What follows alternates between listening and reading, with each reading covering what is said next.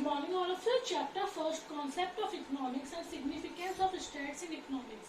Next topic, or we can say last topic, importance of stats or importance of statistics.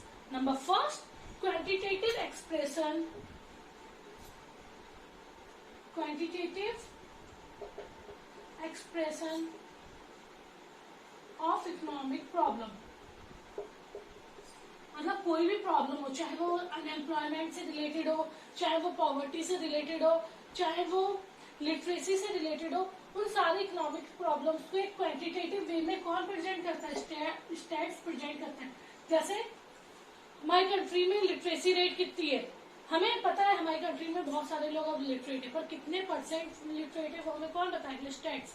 हमारी country में कितने लोग unemployed है, कितने एम्प्लॉयड है, अनएम्प्लॉयमेंट है पर कितना है, ये सारी चीजें कौन बताता है? स्टैट्स. तो किसी भी प्रॉब्लम को न्यूमेरिकली या फिर क्वांटिटेटिव मीन्स जो चीज नंबर्स में हो या परसेंटेज वगैरह में, तो किसी भी प्रॉब्लम को क्वांटिटेटिव वे में और न्यूमेरिकली वे में अगर कोई दिखाता है तो स्टैट्स दिखाता है. तो quantitative expression of economic problem, किसी भी इकोनॉमिक प्रॉब्लम को न्यूमेरिकली एक्सप्रेस करने या क्वांटिटेटिव एक्सप्रेशन, वो पहला इंपॉर्टेंस है स्टैट्स का. So consider any economic problem, be it the problem of unemployment. चलिए हम unemployment की प्रॉब्लम ले लेते हैं. The problem of price rise, या price rise मतलब inflation, rise in prices, price rise, और increase in prices means inflation, महंगाई आना. और the problem of shrinking exports, धीरे धीरे exports कम हो रहे हैं. ये सारी प्रॉब्लम, पर हमें जब तक ये नहीं पता होगा कितने कम हो रहे हैं, कितने परसेंट अनएम्प्लॉयड है, कितने परसेंट हमारी प्राइस क्या हो गई है, बढ़ गई है, तब तक कोई भी डेटा या फिर हम कोई कुछ भी प्रेजेंट नहीं कर सकते. तो ये सारी की सारी चीजें डेटा प्रेजेंट करने का या हर चीज को न्यूमेरिकली एक्सप्रेस करने का काम कौन करता है? स्टैट्स करता है. The first task of the economics is to understand its magnitude through its quantitative expression. और पहला टास्क क्या होता है इकोनॉमिक्स का? कि उसे क्वांटिटेटिव एक्सप्रेशन में समझे या फिर नंबर्स में समझे कि कितना परसेंट प्राइस बढ़ी है, कितने परसेंट एक्सपोर्ट्स घटे हैं, कितने परसेंट हमारी अनएम्प्लॉयमेंट बढ़ी है, एम्प्लॉयमेंट कम हुई है. For example, if it is the problem of unemployment, we make its quantitative expression stating that और say that 20% of India's population are employed, are unemployed, or that between the years 1995 to 2010 the percentage of unemployed working population has tended to decrease from 18.4% to 9.4%. हमें ये तो पता चल रहा है country में unemployment है, पर कितनी है वो हमें किससे पता चलेगी? स्टैट्स के थ्रू, क्वांटिटेटिव एक्सप्रेशंस के थ्रू. तो किसी भी इकोनॉमिक प्रॉब्लम को क्वांटिटेटिव या न्यूमेरिकली एक्सप्रेस करने का काम कौन करता है? स्टैट्स करता है. For example, problem of unemployment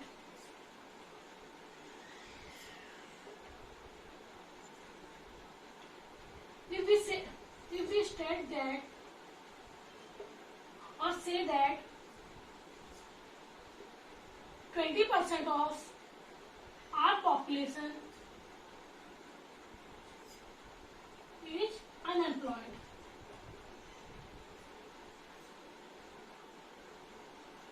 ये हमें कैसे पता चला? क्योंकि हमारे पास क्या स्टैट्स है, हमारे पास डेटा है. तो किसी भी डेटा को प्रेजेंट करने का काम कौन करता है? स्टैट्स करता है. तो किसी भी इकोनॉमिक प्रॉब्लम को क्वांटिटेटिव एक्सप्रेशन या न्यूमेरिकली एक्सप्रेस करने का काम स्टैट्स करता है. तो पहला इंपॉर्टेंट है quantitative expression of economic problem. Clear all of you? Number second, economic equilibrium. Economic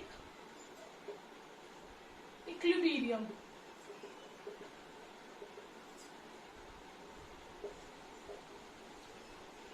equilibrium means balance. Economic equilibrium means economy को इक्विलिब्रियम या बैलेंस में रखने का काम भी कौन करता है? स्टैट्स करता है. और बैलेंस कौन बना के रखते हैं? या तो कंज्यूमर्स या producers. So economic equilibrium, what is economic equilibrium? Balance in economy, और we can say when economy is in balance condition. It is a state of balance for the producer और द कंज्यूमर. और हमारी economy में कौन है? Producer है और consumer है. तो एक बैलेंस आप बोल सकते हैं सिचुएशन होती है एक प्रोड्यूसर के लिए और कंज्यूमर के लिए. बैलेंस फॉर द प्रोड्यूसर और द कंज्यूमर. ये प्रोड्यूसर, और ये बैलेंस किसके बीच में, प्रोड्यूसर और कंज्यूमर। प्रोड्यूसर क्या करता है, अपना सामान बेचता है और मेन चीज, इसका मेन मोटिव क्या होता है, maximum profit. On the other hand consumer को क्या चाहिए होता है, हम सामान खरीद रहे हैं पर हमें क्या चाहिए, मैक्सिमम सेटिस्फैक्शन।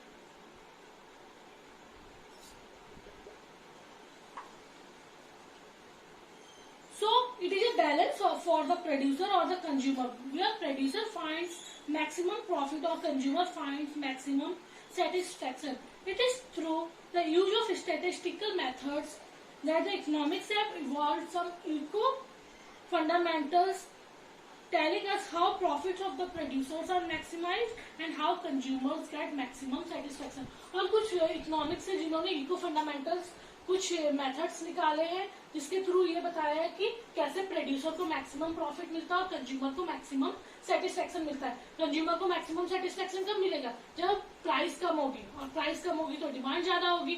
तो ये प्राइस कम कब होगी, जब हम न्यूमेरिकली किसी चीज को ये स्टैट्स के थ्रू। और प्रोड्यूसर को प्रॉफिट कब मिलता है, जब वो अपनी चीजों को कम से कम कॉस्ट, मतलब खर्चा तो कम लग रहा है और ज्यादा से ज्यादा प्राइस पे बेच पाए। सो इकोनॉमिक इक्विलिब्रियम, या इकोनॉमी में इक्विलिब्रियम लाने का काम भी कौन कर रहा है, स्टैट्स कर रही है। और economic equilibrium mean it is a balance of producer और consumer. In the view of producer he finds maximum profit and in the view of consumer he finds maximum satisfaction. So it is through the statistical methods that the economics, और statistical methods के through economics ने क्या क्या कुछ eco fundamental methods evolve किए हैं जिससे पता चलता है कि प्रोड्यूसर को कब मैक्सिमम प्रॉफिट होगा और कंज्यूमर को कब मैक्सिमम सेटिस्फेक्शन होगा। Clear. So economic equilibrium means balance of producer and consumer. और इकोनॉमी में इक्विलिब्रियम लाने का काम भी कौन करता है, स्टैट्स करता है, क्योंकि स्टैट्स ने कुछ ऐसे मेथड्स दिए जिससे प्रोड्यूसर मैक्सिमम प्रॉफिट को गेन कर पाता और कंज्यूमर मैक्सिमम सेटिस्फेक्शन को। Clear. Number third importance, intersectoral and intertemporal comparison. Intersectoral means comparison between different sectors of the economy. Comparison between different sectors of the economy. On the other hand, intertemporal means change of the magnitude of problem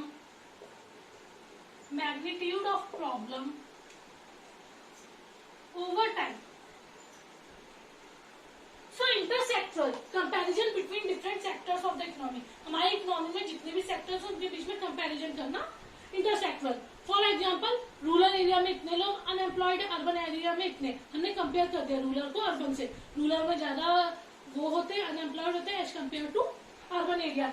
इंटरटेम्पोरल, change of the magnitude of problem over time. सालों, मतलब periods के साथ साथ या years के साथ साथ क्या चेंजेस आते हैं उस प्रॉब्लम में। जैसे पिछले साल 20% अनएम्प्लॉयड थे रूरल में, और आप कितने हैं, मतलब 10% है, 30% है। मतलब धीरे धीरे पीरियड्स के साथ अनएम्प्लॉयमेंट में कितने चेंजेस आ रहे हैं। तो यहाँ सिर्फ हम कंपेयर कर रहे हैं, सीधा बता रहे हैं कि रूरल एरिया में इतने परसेंट अनएम्प्लॉयड है और अर्बन, रूरल एरिया में 20% अनएम्प्लॉयड है, अर्बन में 10% है। यहाँ हम बता रहे हैं कि रूरल में पिछले साल 30 थे पर इस साल 20 है। मतलब क्या चेंजेस आ गए हैं मैग्नीट्यूड में या प्रॉब्लम में, क्या चेंजेस आ गए। तो जब हम सिंपल कंपैरिजन करें इंटरसेक्टरल, या जहाँ इकोनॉमी के बीच में कंपेयर करें इंटरसेक्टरल।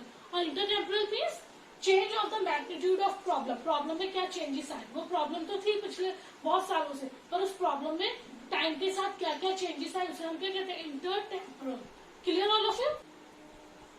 Number 4, working out cause and effect relationship. Economics try to find out cause and effect relationship between different sets of data।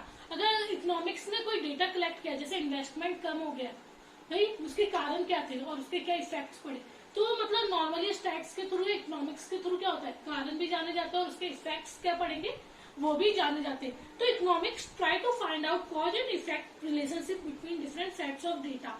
This enables them to attempt an effective diagnosis of the problem and accordingly to suggest some effective remedy।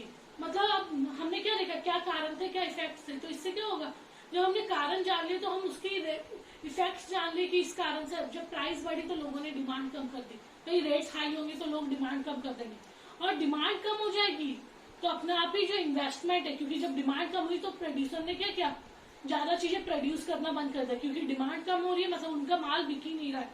तो जब producer ने produce करना बंद कर दिया, मतलब investment, क्योंकि producer ने जब प्रोड्यूस ही नहीं किया तो हम वो पैसा इन्वेस्ट ही नहीं कर पा रही है, क्योंकि उसकी भी इनकम कम हो रही है। सो डिमांड कम हो गई, डिमांड कम होने के कारण क्या हुआ, इन्वेस्टमेंट कम हुआ। तो कॉज क्या था, कारण क्या था, और उसके क्या इफेक्ट्स पड़े। कारण ये था कि प्राइस बहुत महंगी हुई, और उसके इफेक्ट्स क्या पड़े, डिमांड कम हो गई। डिमांड कम हुई तो हमारा इन्वेस्टमेंट भी क्या हो गया, कम हो गया। तो उससे एक रेमेडी क्या निकल के आई कि जो प्रोड्यूसर है उन्हें रेट्स को या तो लो करना चाहिए, लोगों की इनकम को क्या करना चाहिए, गवर्नमेंट को बढ़ाना चाहिए। तो working out cause and effect relationship, economics try to find out cause and effect relationship between different sets of data. This enables them to attempt an effective diagnosis of the problem and accordingly to suggest some effective remedy. For example, decline in demand also declines the investment of the economy. They can suggest the government to adopt such measures. तो economics क्या कर सकता है, government को कुछ ऐसे मतलब बोल सकता है कि ऐसे कुछ आपको मेजर्स अडॉप्ट करने चाहिए, ऐसे उपाय करने चाहिए विच इंक्रीज और that would increase the level of demand in the economy. या तो आपको रेट्स कम कर देने चाहिए लोगों की इनकम, तो ये गवर्नमेंट को सजेस्ट कर सकते हैं। तो working out cause and effect relationship, किस प्रॉब्लम का कारण क्या है, उसके इफेक्ट्स क्या पड़े और उसे how to solve that problem, ये सारे काम भी किसके थ्रू होते, स्टेट्स के थ्रू ही होते। Clear. Number 5, formulation of policy, policy को फॉर्मुलेट करना। How does the finance minister decide to increase और decrease taxation as a source of government revenue. कैसे फाइनेंस मिनिस्टर डिसाइड करता है कि उसे अभी अपने रेवेन्यू वो क्या बोलते हैं, tax. Number 5, formulation of policy, policies को फॉर्म करने का काम भी स्टेट्स के थ्रू ही किया जाता है। For example, how does the finance minister decide to increase और decrease taxation as a source of government revenue. Obviously through statistical studies. It is through statistical investigation that the finance minister gets a, जब वो सारी की सारी वो study करता है तो फाइनेंस मिनिस्टर को एक फीडबैक मिलता है on the tax paying capacity of the people, कि भैया इंसान कितना टैक्स पे कर सकता है, and revenue needs of the government, और कितनी रेवेन्यू की जरूरत है, ये सारी चीजें कि इंसान कितना टैक्स पे कर पा रहा है, कितना पे कर सकता है, और कितने रेवेन्यू की गवर्नमेंट को जरूरत है। ये सारी की सारी चीजें हमें किसके थ्रू पता चलती है, स्टेटिस्टिकल डेटा, जो हमने डेटा कलेक्ट किए होते हैं, सर्वे किए होते हैं। So tax rates are fixed to get maximum possible revenue with minimum possible discomfort to the people. तो ऐसा टैक्स रेट फिक्स किया जाता है जिससे गवर्नमेंट को रेवेन्यू इनकम तो मिले, साथ ही साथ लोगों का कंफर्ट भी रहे, लोगों को आराम से पे भी कर पाए।